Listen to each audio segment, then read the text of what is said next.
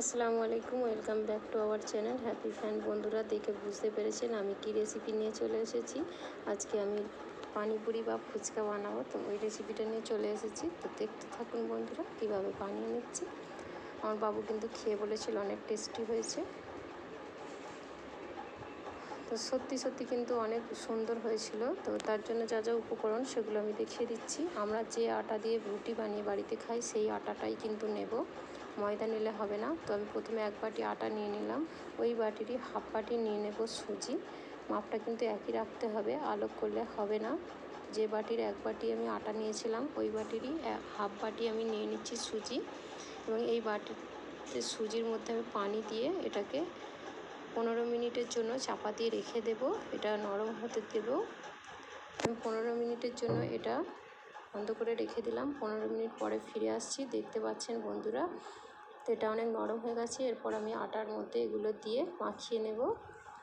এতে কিন্তু নুন দেব না, সামান্য পরিমাণে একটু বেকিং সোডা দিয়ে দিলাম। নুন দিলে কিন্তু নরম হয়ে যাবে, লুচিগুলো থাকবে না। তো আমি ভালোভাবে এটাকে মেখে নিয়েছি বন্ধুরা, খুব ভালোভাবে মেখে নিতে হবে।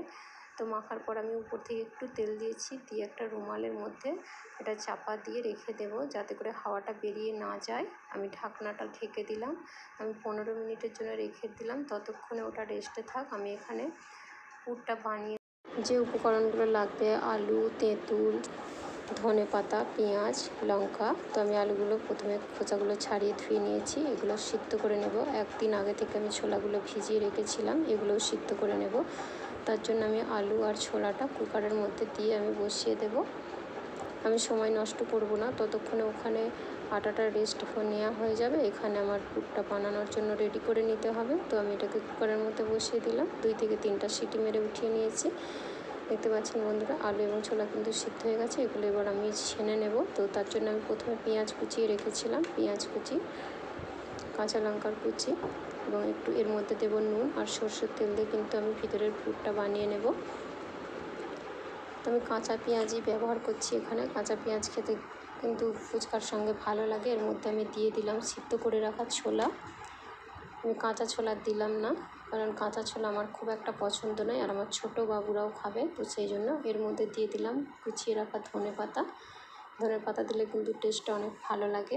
পানির মধ্যে তেঁতুল, এটা দিচ্ছি তেঁতুল। পানি দিয়ে ভিজিয়ে দিলাম। দিয়ে দিলাম একটু নুন, দিয়ে দিলাম একটু গোলমরিচের গুঁড়া। ভালো করে গুলে নিলাম পানিটা।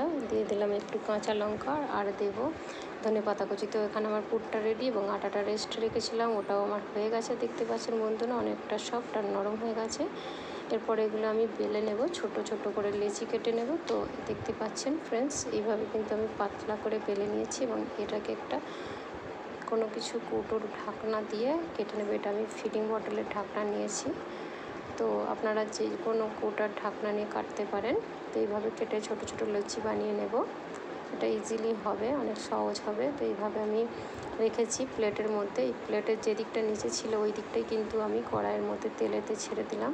তো দেখেন বন্ধুরা, আমার সমস্ত পুরিগুলো কিন্তু ফুলছে অনেক সুন্দরভাবে।